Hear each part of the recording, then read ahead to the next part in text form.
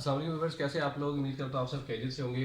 Viewers, आज जो हमारा टॉपिक होगा वो एनएमडी कैट का जो डिस्कस करेंगे हम। हमारा टॉपिक 6 जो चल रहा है उसमें हम डिस्कस करेंगे आज एंजाइम्स की कुछ मैकेनिज़्म। ठीक है जी। चैप्टर नंबर है जी हमारा 2 और टॉपिक होगा हमारा एंजाइम्स वाला। और आज जो हम डिस्कस करेंगे वो होगा इसका मैकेनिज़्म, और मैकेनिज़्म के साथ हम कुछ डिस्कस करेंगे मॉडल्स ऑफ एंजाइम्स एक्शन, जिसमें लॉक एंड की मॉडल और इंड्यूस फिट मॉडल। तो सबसे पहले तो हम देखते हैं कि मैकेनिज़्म जो है वो क्या है। हमें पता है कि हमारे पास एंजाइम होता है, एंजाइम के साथ मिलता है सबस्ट्रेट। एक आपके पास एंजाइम सबस्ट्रेट कॉम्प्लेक्स बनता है। देन उसके बाद अगेन आपके पास जो है वो क्या होता है कि आपके पास एंजाइम और प्रोडक्ट आती है और साथ में एक सबस्ट्रेट जो है वो रिलीज़ हो जाता है। यानी कि एंजाइम एंजाइम है, एंजाइम के साथ आपका मिलेगा सबस्ट्रेट। सबस्ट्रेट बाइंड करेगा तो आपका बनेगा ईएस कॉम्प्लेक्स, इसे कहते हैं ईएस कॉम्प्लेक्स। इसके बाद एंजाइम वैसे रिलीज हो जाएगा, प्रोडक्ट बनेगी और सबस्ट्रेट जो है वो आपका नहीं आएगा। ठीक है, तो एंजाइम रिलीज हो जाएगा, ठीक है, और साथ आपकी प्रोडक्ट बनेगी। तो ये आपका एक होता है जनरल एंजाइम का रिएक्शन। अब हमने देखना क्या है कि एंजाइम पे क्या ऐसी खास बात होती है कि सबस्ट्रेट उसके साथ बाइंड करता है। क्योंकि आपको पता है कि एंजाइम जो है वो एक ग्लोबुलर प्रोटीन्स होते हैं, ग्लोबुलर प्रोटीन्स होते हैं। और ग्लोबुलर प्रोटीन्स होने की वजह से इनके अंदर जो है वो पॉलीपेप्टाइड चेन्स होती हैं, पॉलीपेप्टाइड चेन्स। अब ये जो पॉलीपेप्टाइड चेन्स होती हैं, इन चेन्स के अंदर सारे आपके पास क्या होते हैं? Arranged amino acids, right, amino acids. अब ये अमाइनो एसिड्स बेसिकली जो है वो एक चार्ज बेरिंग होते हैं, इन पे चार्ज होता है। ठीक है, ये सारे के सारे चार्ज होते हैं ना अमाइनो एसिड्स, पॉजिटिव और negatively charge. So that's why जब आप एंजाइम की बात करें तो एंजाइम की एक साइट होती है जिसे हम कहते हैं एक्टिव साइट।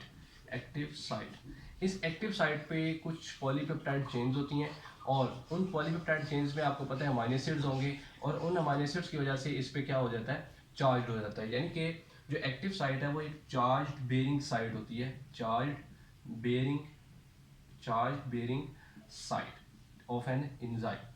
ये एक्टिव साइट वो साइट है जिस पे आपका सबस्ट्रेट बाइंड करता है, सबस्ट्रेट जो है वो बाइंड करता है, राइट।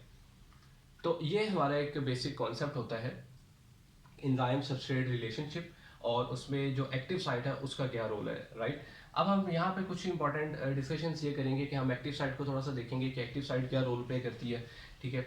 और इसी के साथ साथ हम एक फीडबैक इनहिबिशन चेक करेंगे और फिर कुछ मॉडल्स हैं उनको देखेंगे। तो इसमें सबसे पहली जो ये बात कि हम अगर एक्टिव साइट को थोड़ा सा डिस्कस करें, एंजाइम की जो एक्टिव साइट है उसको अगर थोड़ा सा मैं एलेबोरेट करूँ, तो एक्टिव साइट जो है ये वो साइट है जो कि चार्ज बेरिंग साइट है, और इस पे जो है वो आपके अमाइनो एसिड्स प्रेजेंट है जिसकी वजह से ये चार्ज्ड है, और इस पे आपका बाइंड करता है सबस्ट्रेट, ठीक है, और ईएस कॉम्प्लेक्स बनता है, देन प्रोडक्ट बनती है और एंजाइम रिलीज हो जाता है। एक्टिव साइट जो है इसके 2 रीजन होते हैं, राइट। एक जो रीजन होता है उसे हम कहते हैं बाइंडिंग साइट, बाइंडिंग साइट, ठीक है। दूसरा रीजन जो होता है उसे कहते हैं कैटालिटिक साइट, कैटालिटिक साइट। ये 2 साइट्स होती हैं एंजाइम्स पे, या 2 रीजन्स होते हैं।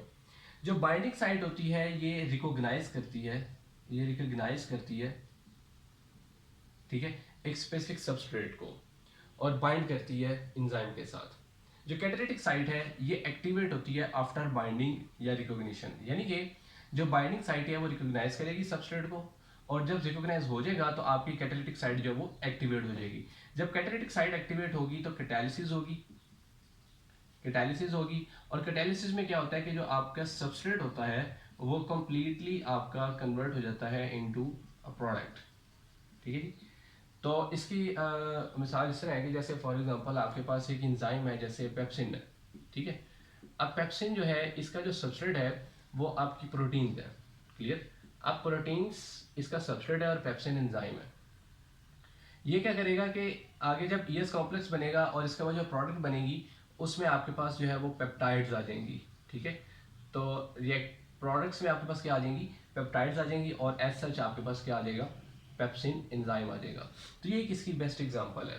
तो बाइंडिंग साइट बेसिकली रिकॉग्नाइज कर रही है और कैटालिटिक साइट आपकी क्या करिए, कैटालिसिस परफॉर्म करी है, जिसमें सबस्ट्रेट जो है वो कंप्लीटली कन्वर्ट हो रहा है इनटू प्रोडक्ट। ये है एक्टिव साइट का थोड़ा सा कॉन्सेप्ट। अब एंजाइम्स जो है वो काम जो है वो बेसिकली क्या कर रहे हैं और इनकी इनहिबिशन जो है वो किस तरीके से होती है। फॉर एग्जांपल मिसाल के तौर पर अगर आप कुछ रिस्पायरेशन या फोटोसिंथेसिस की बात करें जो हायर जो ऑर्गेनिजम्स हैं इनमें परफॉर्म होती है, रिस्पायरेशन की बात कर लें या आप फोटोसिंथेसिस की बात कर लें, राइट। इनमें क्या होता है कि मिसाल के तौर पर अगर आपका एक इनिशियल सबस्ट्रेट है, इनिशियल सबस्ट्रेट है, अब ये जो इनिशियल सबस्ट्रेट है इस पे आपका एंजाइम 1 एक्ट करता है, एंजाइम 1, और आगे आपके पास कुछ इंटरमीडिएट प्रोडक्ट्स जो है वो बनते जाते हैं, ठीक है। मतलब यहाँ एंजाइम 2 एक्ट करेगा, एंजाइम 3 एक्ट करेगा, ठीक है, और एंजाइम जब 4 एक्ट करेगा तो आपके पास यहाँ बन जाती है जी फाइनल प्रोडक्ट, फाइनल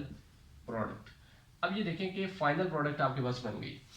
अब यहाँ से इनिशियल सबस्ट्रेट एंजाइम 1 बाइंड किया इनिशियल सबस्ट्रेट के साथ, ये सारे आपके बीच में आगे इंटरमीडिएट्स। जब भी आप रिस्पिरेशन की बात करें या फोटोसिंथेसिस की बात करें तो अंदर इंटरमीडिएट स्टेप्स लाजमी आते हैं, ठीक है। जैसे आपने देखा है कि ग्लूकोज है, ठीक है, तो ग्लूकोज जब जाता है तो ये कन्वर्ट होता है पायरूवेट में, पायरूवेट में। ये आपका जो रिस्पायरेशन का जो प्रोसेस है सारा, ठीक है, उसकी मैं बात कर रहा हूँ, जो भी प्रोसेस होता है जिसमें अब जो ग्लूकोज कन्वर्ट हो रहा है आपका पायरूवेट में, तो इसके अंदर जितने भी स्टेप्स आ रहे हैं वो सारे के सारे क्या है आपके इंटरमीडिएट स्टेप्स हैं। तो यहाँ पर ये है कि अब फाइनल प्रोडक्ट बन गया। अब अगर तो इनिशियल सबस्ट्रेट के साथ एंजाइम 1 बाइंड करता जा रहा है और प्रोडक्ट्स बनती जा रही हैं, तो सम टाइम ये भी हो सकता है कि प्रोडक्ट जो है वो एक्सेस अमाउंट में जा सकती है, यानी कि प्रोडक्ट जो है उसकी लिमिट जो है वो इंक्रीज हो सकती है एक फिक्स्ड अमाउंट से। तो अगर तो फाइनल प्रोडक्ट की अमाउंट एक फिक्स लिमिट से इंक्रीज हो जाए तो उसका फिर इफेक्ट क्या होता है कि जो आपका एंजाइम 1 है उसको इनहिबिट कर दिया जाता है, उसको क्या कर दिया जाता है, इनहिबिट कर दिया जाता है। जब वो इनहिबिट हो जाता है तो फाइनल प्रोडक्ट जब उसकी अमाउंट बढ़ जाए एक लिमिट से तो वो क्या करती है कि वो इनहिबिट कर देती है एंजाइम 1 को, और फिर एंजाइम 1 इनिशियल सबस्ट्रेट पे बाइंड नहीं करता, जिससे आगे आपकी ये स्टेप जो है वो एक्सीड नहीं होता। तो ये जो है आपके एक फीडबैक इनहिबिशन होती है कि जिसमें बनने वाली फाइनल प्रोडक्ट जो है वो डिसाइड कर रही होती है कि अब इनहिबिशन किस वक्त करनी है, क्योंकि उसकी एक फिक्स अमाउंट जो है वो बॉडी में बनती है, और अगर वो एक्सीड हो जाए तो उसकी इनहिबिशन आ जाती है डायरेक्ट आपके फर्स्ट स्टेप पे। तो लास्ट स्टेप जो है वो फर्स्ट स्टेप को इनहिबिट कर रहा है, ये होती है एक फीडबैक इनहिबिशन। इसके बाद जो है चार्ट्स एक्टिव साइट्स का मैंने आपको कुछ बता दिया।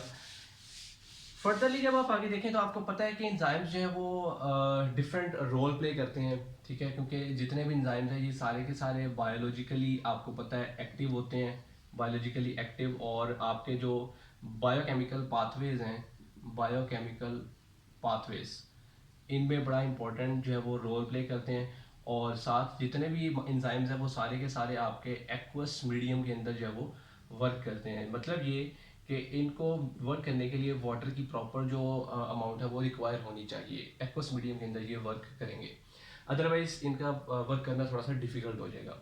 इसके बाद हम आगे जब मूव करें तो हमारे पास कुछ मॉडल्स आ जाते हैं, जिसमें एक तो है हमारे पास lock and key model, lock and key model of enzyme, ठीक है, ये हमें दिया था एमिल फिशर ने, एमिल फिशर, और ये बात है 1890 की, ठीक है जी। इसके अलावा एक है हमारे पास induced fit model, induced fit model, induced fit model जो है ये कोशलैंड ने प्रोवाइड किया था, कोशलैंड ने, और ये बात है 1959 की, ठीक है जी। तो ये डेट्स और ये साइंटिस्ट के जो नेम्स हैं ये आपने याद रखने हैं कि लॉक एंड की मॉडल किसने दिया था और कब दिया था, इंड्यूस्ड फिट मॉडल किसने दिया था और कब दिया था। अब हम थोड़ा सा इनका कॉन्सेप्ट देख लें कि लॉक एंड की मॉडल आपको क्या बता रहा है और इंड्यूस्ड फिट मॉडल आपको क्या चीज़ प्रोवाइड कर रहा है। तो सबसे पहले तो हम बात करते हैं लॉक एंड की मॉडल की। लॉक एंड की मॉडल का बेसिक कॉन्सेप्ट ये है कि जैसे फॉर एग्जांपल अगर आपके पास A1 की है और ये वन की वन लॉक के लिए स्पेसिफिक होती है, यानी ये जो लॉक होगा ये उस स्पेसिफिक की के साथ ही ओपन होगा, अदरवाइज ये ओपन नहीं होगा। तो ये एग्जांपल कहाँ फिट होती है कि हर एंजाइम जो है उसके लिए उसका एक सबस्ट्रेट जो है वो स्पेसिफिक होता है। ये चीज़ किसने दी? ये दी लॉक एंड की मॉडल ने। क्लियर? मतलब कि अगर तो सबस्ट्रेट वो प्रॉपरली आकर बाइंड करेगा एंजाइम के साथ तो ही वो एंजाइम फंक्शन करेगा और उसको प्रोडक्ट में कन्वर्ट करेगा। अदरवाइज अगर सबस्ट्रेट एंजाइम के साथ मैच नहीं कर रहा उसकी एक्टिव साइट के साथ तो प्रोडक्ट जो है वो नहीं बनेगी। लॉग एंड की मॉडल के मुताबिक एंजाइम की जो एक्टिव साइट है, एंजाइम की active site according to lock and key model, जो एक्टिव साइट ऑफ एंजाइम है वो एक रिजिड स्ट्रक्चर है। रिजिड स्ट्रक्चर है। रिजिड का मतलब ये है कि जो कि एक चीज टेम्पलेट के तौर पे काम करे।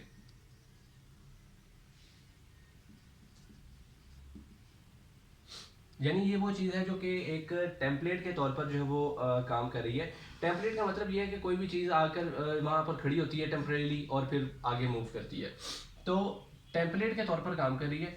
इसके जब भी सबस्ट्रेट एक्टिव साइट पे आके बाइंड करता है उसमें कोई मॉडिफिकेशन नहीं आती, कोई एडवांसमेंट नहीं आती, कोई फ्लेक्सिबिलिटी नहीं है, उसमें कोई ऐसा चेंज नहीं आता एक्टिव साइट में।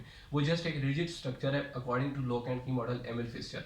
लेकिन फर्दर आइडियाज जो थे उन्होंने इस लॉक एंड की मॉडल को सपोर्ट नहीं किया, फिर उन्होंने फॉलो किया किसको? इंड्यूस्ड फिट मॉडल को। अब इंड्यूस्ड फिट मॉडल जो है वो हमें क्या बता रहा है?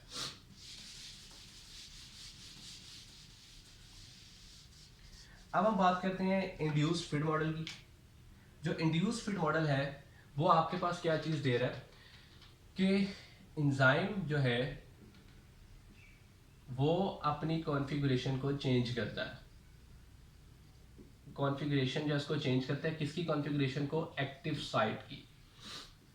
जब भी सबस्ट्रेट आता है और बाइंड करता है एक्टिव साइट पे तो इसकी जो एक्टिव साइट है उसमें एक चेंज आता है। ठीक है, इसकी कॉन्फ़िगरेशन थोड़ी सी चेंज हो जाती है।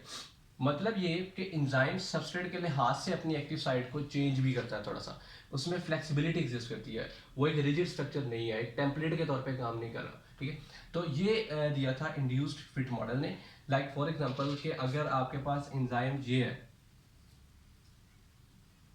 क्लियर, ये आपके पास एंजाइम है और प्रोडक्ट जो है वो आपके पास कंसिडर कर लें ये है।